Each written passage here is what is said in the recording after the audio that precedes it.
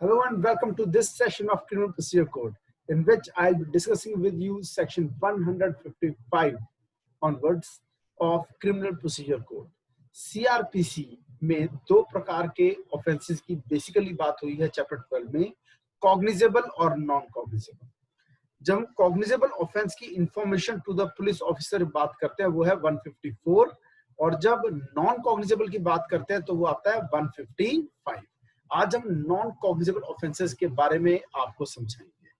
Non cognizable offence है या cognizable है, इसके बारे में कैसे पता चलता है? ये पता चलता है शेड्यूल 1 टेबल 1 से। ये मैं स्क्रीन आपके सामने रखने जा रहा हूं, ठीक है? तो हमें बताता है शेड्यूल 1 टेबल 1, ओके, कि वहां से पता चलेगा कि एक ऑफेंस जो है वो कॉग्निजेबल है या नॉन कॉग्निजेबल है। अब आप बेरक अपना खोल लीजिए और सेक्शन 155 निकाल लीजिए, ठीक है? हम बेरक रीडिंग के द्वारा इसको हम डिस्कस करेंगे। क्लियर? आपके सामने लेके आ रहा हूं मैं section 155 from the bare act. Here we go. मैं इसको थोड़ा सा बड़ा करके दिखा देता हूं आपको, ठीक है? ये आ गया हमारा सेक्शन 155। स्टूडेंट्स, आई होप आपको दिखाई दे रहा है, ठीक है जी? स्क्रीन पर विजिबल है आपको क्लियरली? अब ये देखिए सेक्शन 155 क्या प्राप्त करता है। हेडिंग के बता देते हैं, information as to non cognizable cases. Non cognizable case यानी lesser grave cases, okay, and investigation of such cases. आप जब नॉन कॉग्निजेबल ऑफेंस के बारे में पुलिस को सूचना देते हैं, और फिर उसकी इन्वेस्टिगेशन। मैंने पहले ही स्टूडेंट्स को बता रखा है कि जो ऑफेंस है वो दो प्रकार के हैं, कॉग्निजेबल और नॉन कॉग्निजेबल, ओके। और जो कॉग्निजेबल ऑफेंस है उसमें police officer can arrest without warrant, okay, whereas in non-cognizable offense a police officer cannot arrest without warrant. Secondly, investigation can start in a cognizable offense automatically without the order of magistrate, whereas in non-cognizable offense a police officer can start investigation only after the orders of magistrate। ठीक है जी? ये बात कहां लिखी है? Clause 2 में, no police officer shall investigate a non-cognizable case without the order of magistrate having power to try such case or commit the case for trial, okay. अब और आगे चलते हैं, क्लॉज 1 देखते हैं। संदीप यहां से पढ़िए, संदीप पढ़ना शुरू करो। वेल इंफॉर्मेशन पढ़िए। 155 क्लॉज 1 पढ़ो। When information, Hanji, when information is given an officer in charge of a police station of the Officer commission in within charge। the limits of such station. अब सुनो, officer in charge of a police station का मतलब है SHO. जहां पर भी आपको ये टर्मिनोलॉजी मिले, officer in charge of a police station, इसका मतलब है किसकी बात हो रही है? एसएचओ, ठीक है जी। और अगर एसएचओ नहीं है थाने में तो उससे लोअर रैंक का जो भी आदमी होगा वो, एक्सेप्ट बस कांस्टेबल से ऊपर। आगे आगे पढ़ो। वो एसएचओ उस एरिया का जहां पर ये नॉन कॉग्निजेबल ऑफेंस हुआ। आगे पढ़ो ही से। He shall enter or cause to be entered the substance of the information in a book to be kept by such officer in such form as the state government may prescribe in this behalf. The refer the informant to the magistrate. इसका refer the informant to magistrate का मतलब है, sir clause 1। हाँ पता है। ये देखो जी, इसका मतलब ये है जब भी जिस एरिया में नॉन कॉग्निजेबल ऑफेंस हुआ है उस ऑफेंस की जो जुरिसडिक्शन बनती है जिस थाने की, उस थाने के एसएचओ को, ठीक है, वो देके आएगा इंफॉर्मेशन और उसको इधर एंटर और कॉज टू बी एंटर्ड, या तो खुद ही जनरल डायरी में एंट्री करेगा, उसे कहते हैं रोज नामचा, क्या बोलते हैं, रोज नामचा, उसे रोज नामचे में एंटर कर लेगा, यानी जनरल डायरी में एंटर कर देगा, या फिर ऑर्डर देके मुंशी से एंट्री करवा देगा। क्लियर। और ये रोज नामचा उस तरह से रिकॉर्ड मेंटेन होगा जैसे कि स्टेट गवर्नमेंट लॉ बनाएगी, ठीक है।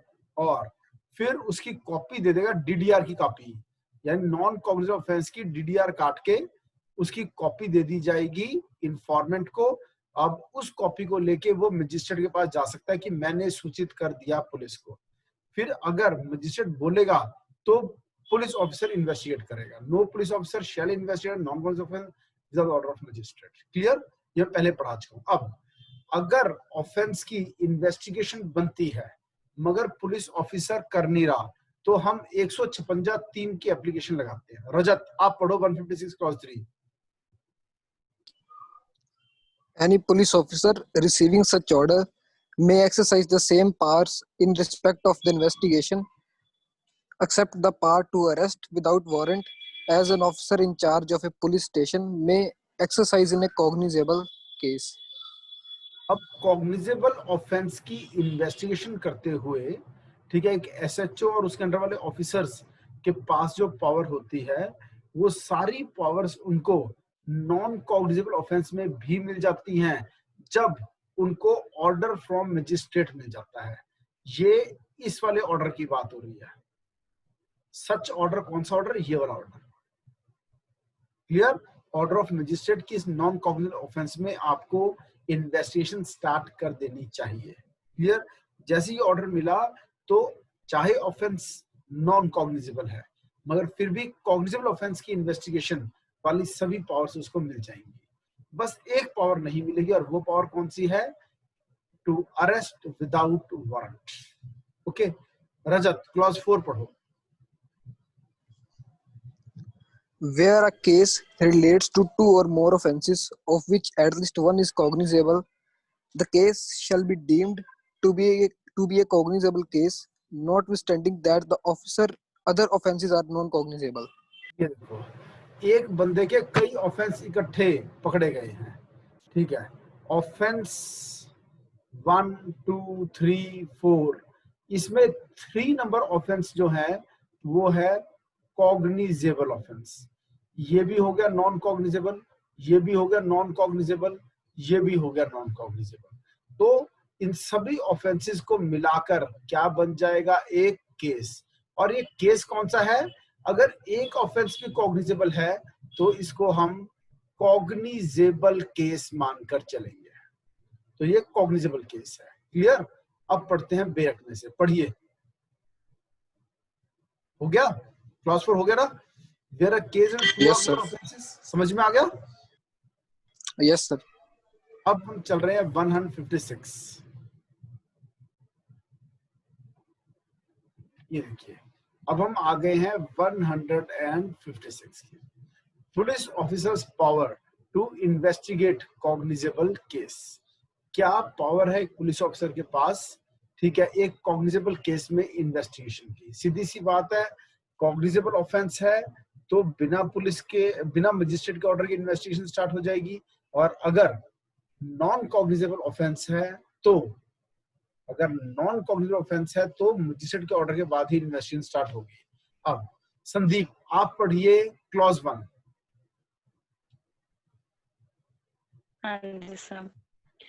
Any officer in charge of a police station may, without the order of a magistrate, investigate any cognizable case which a court having jurisdiction over the local area within the limits of such station would have power to inquire into or try under the provisions of chapter 8 नहीं chapter 13।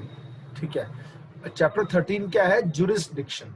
Okay, यानी कि अगर case cognizable है तो बिना order of magistrate के जो police officer है, एसएचओ या उसका लोअर कोई भी, वो इन्वेस्टिगेशन स्टार्ट कर सकता है। ठीक है, investigate any cognizable case which a court, और कौन कर सकता है? अगर उस इलाके की कोर्ट उसकी जुरिस्डिक्शन में वो केस आता है। Court having jurisdiction over the local with the limits of such station would have power to inquire into और ट्राई अंडर द। अगर कोर्ट के पास उसको ट्राई करने की, उसमें इंक्वायरी करने की पावर्स हैं, तो वो एरिया जिस थाने के अंडर आता है वो थाना भी उस कॉग्निजेबल ऑफेंस की विदाउट ऑर्डर ऑफ मजिस्ट्रेट क्या कर सकता है, इन्वेस्टिगेशन स्टार्ट कर सकता है। क्लॉज 2 पढ़िए संदीप।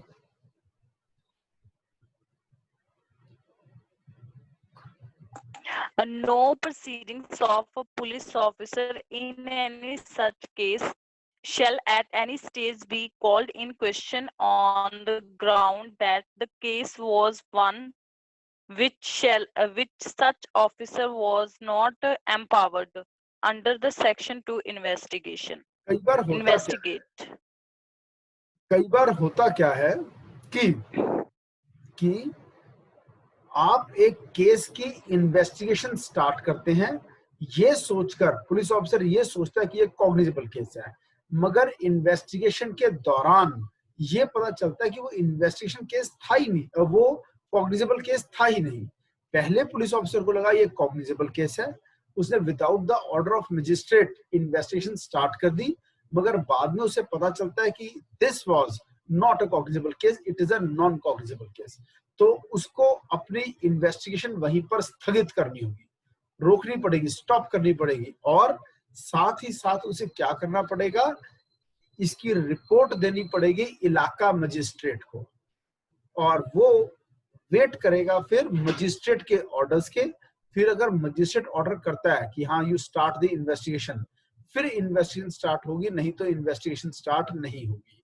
और जब वो पुलिस ऑफिसर जिसने इन्वेस्टिगेशन स्टार्ट कर दी थी ये सोचकर कि केस कॉग्निजेबल है, जब उसको पता चला कि केस कॉग्निजेबल नहीं है, ये तो एक नॉन कॉग्निजेबल केस है, तो जो वो लिख के देता है, ठीक है, उसे हम क्या कहते हैं, उसे हम कहते हैं डीम्ड कंप्लेंट। जब वो जाता है कोर्ट में और कोर्ट में बताता है कि मैंने बिना आपके ऑर्डर के इन्वेस्टिगेशन स्टार्ट कर दी थी, अब मैंने रोक दी है, इसलिए की थी, मुझे लग रहा था कॉग्निजेबल केस है, जितनी इन्वेस्टिगेशन मैंने किया उसमें मुझे अब पता चला है कि ये तो नॉन कॉग्निजेबल है, तो इसलिए मैंने इन्वेस्टिगेशन स्टॉप कर दिया। If you order then I will continue, otherwise I will not. तो यहाँ पुलिस ऑफिसर बन गया डीम्ड कंप्लेनेंट, डीम्ड कंप्लेनेंट, और उसने जो लिख के दिया है कोर्ट में वो बन गई डीम्ड कंप्लेंट। ये बात हमें कहां से पता चलती है, ये सेक्शन 2D को जब पूरा पढ़ते हैं वहां से पता चलता है। मैं आपको लेके चल रहा हूँ definition portion of criminal procedure code में, और सेक्शन 2D कंप्लेंट की डेफिनेशन है, उसी में आगे उन्होंने कुछ एक्सटेंशन दे रखी है जिससे हमें 2D के आगे पता चलता है कि डीम्ड कंप्लेंट और डीम्ड कंप्लेनेंट क्या है। ये देखिए, ये आपके सामने आ गया 2D और उसकी एक्सप्लेनेशन। 2D क्या है, पहले जब आप कोई एलिगेशन लगाते हो इधर ओरली और in writing to a magistrate, इस सोच के साथ ये काम करते हो, इस इंटेंशन के साथ कि कोर्ट एक्शन लेगी, तब that some person whether known और अननोन, जरूरी नहीं है कि नोन पर्सन या अननोन ने अगर कोई कमिट कर दिया है ऑफेंस, ठीक है, मगर जब पुलिस जाके कोर्ट को बताती है तो उसे कंप्लेंट नहीं कहते, उसे पुलिस रिपोर्ट कहते हैं, ठीक है जी। तो ये हो गई कंप्लेंट। अब deemed complaint, deemed to be the complainant, यानी डीम्ड कंप्लेनेंट कौन है, और deemed to be a complaint, यानी डीम्ड कंप्लेंट क्या है, a report made by a police officer in a case which discloses after investigation the commission of a non-cognizable offense shall be deemed to be a complaint। कि after investigation पता चला कि this is a non-cognizable offense, और वो police officer, and the police officer by whom such a report is made, he is deemed complainant। तो मैंने आपको बताया डीम्ड कंप्लेंट क्या है और बताया डीम्ड कंप्लेनेंट क्या है, ठीक है जी। अब मैं फिर से आपको बेरक में वही सेक्शन 156 पर लेकर जा रहा हूं, ओके। ये देखिए आपके सामने आ गया सेक्शन 156, ओके। आगे पढ़िए, रजत आप पढ़ो।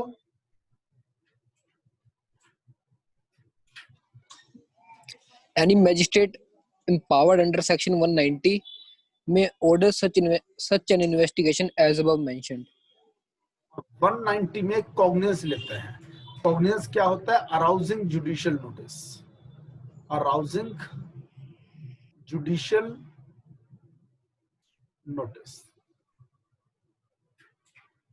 ठीक है जी। अब आप जुडिशियल नोटिस यानी starting of application of judicial mind, okay.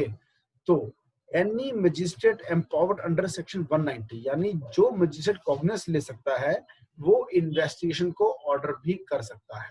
Investigation order कौन देगा? इलाका मजिस्ट्रेट, इसी को कहते हैं इलाका मजिस्ट्रेट। अब आता है 157, वेरी इंपॉर्टेंट, ठीक है जी। Procedure for investigation. जब भी ऑफेंस होगा सबसे पहला काम ये होगा जितनी जल्दी हो सके शैल, पहले तो मैंडेटरी है इसलिए शैल है, फोर्थविथ यानी without any wastage of time. अगर इंफॉर्मेशन मिलने पर या किसी सूत्रों के हवाले से खबर आने पर, जब किसी एसएचओ को ये रीजन लगता है, ये शक करने का कि कोई ऑफेंस हुआ है जिसमें कि वो 156 के तहत इन्वेस्टिगेशन कर सकता है, ठीक है। यानी मेनली तो कॉग्निजेबल ऑफेंसेस या फिर जिसके पहले ऑर्डर आए हुए हैं इन्वेस्टिगेशन के, तो he shall forthwith send a report of the same to a magistrate. तो उसकी रिपोर्ट वो मजिस्ट्रेट को देगा कि हमारे यहाँ ये कॉग्निजेबल ऑफेंस हुआ है, ठीक है। उस मजिस्ट्रेट को इलाका मजिस्ट्रेट को देगा, यानी जो कॉग्निजेंस लेने का की ताकत रखता है, जो उस ऑफेंस की कॉग्निजेंस ले सकता है, यानी कि इलाका मजिस्ट्रेट, उस मजिस्ट्रेट उसको बताएगा कि हमें ये सूचना मिली है कि ये ऑफेंस हुआ है, ठीक है। About to take cognizance upon police report and shall proceed in person, ये इंपॉर्टेंट है। फिर एसएचओ वहां जाएगा, और एसएचओ नहीं जा सकता तो किसी सबऑर्डिनेट रैंक पुलिस ऑफिसर को भेजेगा above the rank of constable, और shall depute one of his subordinate officers, और चाहे तो डिप्यूट कर सकता है अपने सबऑर्डिनेट ऑफिसर को, not below such rank as the state government may by general और special order prescribe in this behalf. Okay, किसी ऑफिसर को भेज सकता है, खुद जा सकता है, क्या करने के लिए? To proceed to the spot, वहां पहुंचना, इन्वेस्टिगेट करना फैक्ट्स एंड सर्कमस्टांसेस को, और अगर जरूरत महसूस हो तो कुछ ऐसे काम करने के लिए for the discovery and arrest of the offender. Okay, starting से पढ़ते हैं। रजत पढ़िए 157।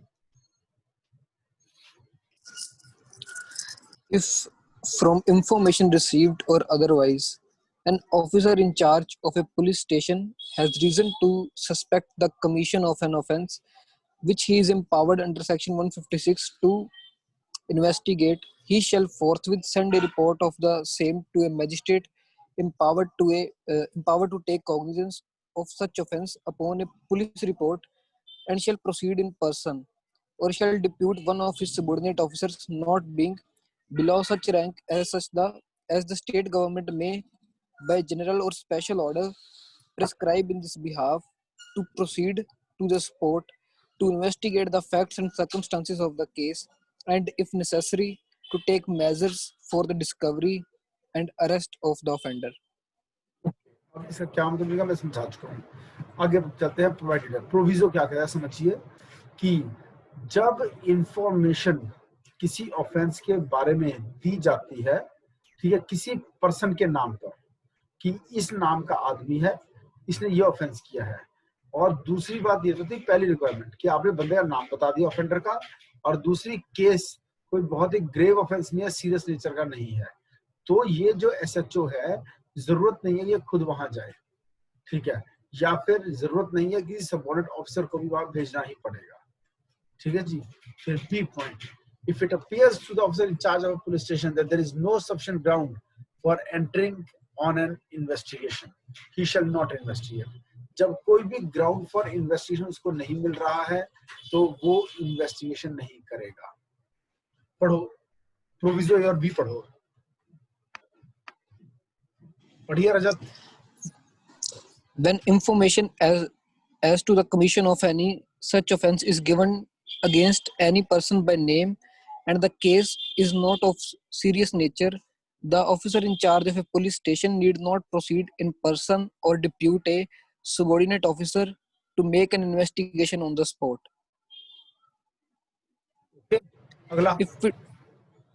If it appears to the officer in charge of a police station that there is no sufficient ground for entering on an investigation, he shall not investigate the case. अभी दोनों, अब अगली बात, अगर किसी वुमेन की इंफॉर्मेशन आई है, अगर किसी वुमेन की इंफॉर्मेशन आई है अबाउट एनी सेक्सुअल ऑफेंस, तो क्या होगा? ठीक है, अगर ऑफेंस है रेप का, ठीक है, ऑफेंस ऑफ रेप की इंफॉर्मेशन कोई विक्टिम यानी कोई लेडी दे रही है, ठीक है, तो वो कहां पर होगा ये काम? उसी statement, conducted at the residence of the victim, या फिर कोई और जगह जो उसकी चॉइस की हो, जहां तक भी प्रैक्टिकेबल हो उस वुमेन पुलिस ऑफिसर। और कौन रिकॉर्ड करेगा? By a police officer. वो भी किसकी प्रेजेंस में करेगा? In the presence of parents and guardians, या फिर कोई नियर रिलेटिव हो, या फिर कोई सोशल वर्कर हो। क्लियर? तो रेप ऑफेंसेस में विक्टिम के बयान वुमेन पुलिस ऑफिसर लेगी, in presence of parents guardian लेगी, ठीक है, पेरेंट गार्डियन नहीं है तो किसी रिलेटिव, वो भी नहीं है तो कोई सोशल वर्कर के। और ये सब कुछ कहाँ होगा? उसके रेजिडेंस पे होगा विक्टिम की, ठीक है, इन या फिर किसी और ऐसी जगह जहां पर उसकी चॉइस हो, विक्टिम की चॉइस हो। अब आ जाओ क्लॉज 2, स्टार्ट, पढ़िए। In each in, in each of the cases mentioned in clause A and B of the proviso to subsection 1, the officer in charge of a police station shall state in his report his reasons for not fully complying with the requirements of that subsection. And in the case mentioned in clause B of the said proviso, the officer shall also forthwith notify to the informant, if any, in such manner as may be prescribed by the state government, the fact that he will not investigate the case or cause it to be investigated. इसका क्या मतलब है? अगर किसी के नाम से information आई है और ज्यादा सीरियस नेचर की नहीं है, जिसमें वो he decides not to proceed in person और not to depute any subordinate person, तो क्या होगा? ठीक है, तो वो रीजंस बताएगा। shall state in his report his reasons for not fully complying with the requirements। और दूसरा, अगर क्लॉज बी है कि सफिशिएंट ग्राउंड नहीं है, तो वो जितनी जल्दी हो सके without waste of time forthwith shall करना पड़ेगा, नोटिफाई करेगा इन्फॉर्मेंट को कि उस तरीके से जैसे स्टेट गवर्नमेंट ने रूल्स बनाए होंगे वैसे। ठीक है, क्या फैक्ट करेगा कि मैंने ये फैसला लिया, मैं इसकी इन्वेस्टिगेशन नहीं करूंगा। क्लियर? यहां पर खत्म होता है 155, 156, 157। जो 157 में ये बताया गया है कि 157 में कि आपको इंफॉर्मेशन देनी होगी पुलिस ऑफिसर को, इलाका मजिस्ट्रेट को।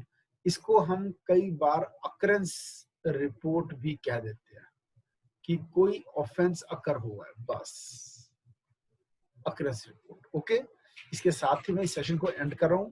अगली बार हम अकरेंस रिपोर्ट से फिर से स्टार्ट करेंगे और डेप्थ में नोट्स को पढ़ेंगे। Any question? सर ये इंफॉर्मेशन रिसीव्ड और अदरवाइज का क्या मीनिंग है सर? अगर तो आपने पुलिस को सूचना दी या पुलिस ने खुद ने ऑब्टेन किया है गुप्तचरों द्वारा। जैसे पुलिस डिपार्टमेंट में कुछ लोग स्पाई का काम करते हैं, उनको थोड़ा टाइम में सरकार से पैसे मिलते हैं, वो पुलिस ऑफिसर्स नहीं होते, वो बस पुलिस के जासूस होते हैं, सूचना उनसे लेते हैं, ना कि वो सूचना देते हैं। पुलिस ऑफिसर्स भी समाज में रहते हैं, वो भी समाज में कई बार गलत काम करता हुआ देख लें तो उसको भी कवर करना है इसमें, इसलिए इसको अदरवाइज कहा गया है। अगर एक पुलिस ऑफिसर ने खुद अपनी आंखों से देख लिया रैश एंड नेग्लिजेंट तरीके से गाड़ी चलाते हुए एक्स ने वाई को कुचल दिया और मार दिया, वहां एक पुलिस ऑफिसर खड़ा था, तो किसी ने इंफॉर्मेशन तो दी नहीं पुलिस ऑफिसर को, पुलिस ऑफिसर ने खुद ने भाग के उसे पकड़ा है, तो ये क्या हो गया? Information received otherwise. ओके, और बताएं। और सर क्लोज 2 में, क्लोज 2 है सर जो, हाँ, सर उसमें बोला कि हाँ वो मना कर सकता है पुलिस ऑफिसर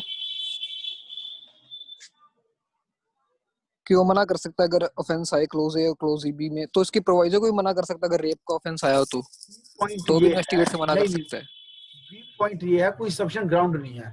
अब अगर एक लड़की आकर ये कहती है कि मेरे साथ रेप हुआ है, किसने किया मुझे पता नहीं, कब किया मुझे पता नहीं, कितने साल पहले हुए पता नहीं, कहाँ हुआ मुझे पता नहीं, किस बेस पे आप कह रहे हो कि आपको लग रहा है कि अब से 10-20 साल पहले मेरे साथ रेप हुआ था, पता नहीं मैं क्यों आपको बोल रही हूं। तो क्या पुलिस ऑफिसर को इन्वेस्टिगेशन स्टार्ट करनी चाहिए? बोलो रजत। नो सर, आपको आपका जवाब मिल नहीं गया। करनी चाहिए। हाँ जी सर। क्लॉज बी में साफ लिखा हुआ ग्राउंड ही नहीं है। बताए तो किसने किया, कहाँ किया, कब किया, कुछ तो बताए। कहती तुम पुलिस अपने आप ढूंढो। आप क्यों आए हो हमारे पास? आपको क्यों लग रहा है आपसे 20 साल पहले आपसे रेप हुआ था? तुम पता लगाओ। अब बताओ पुलिस ऑफिसर क्या करेगा? Is my point clear? Yes sir.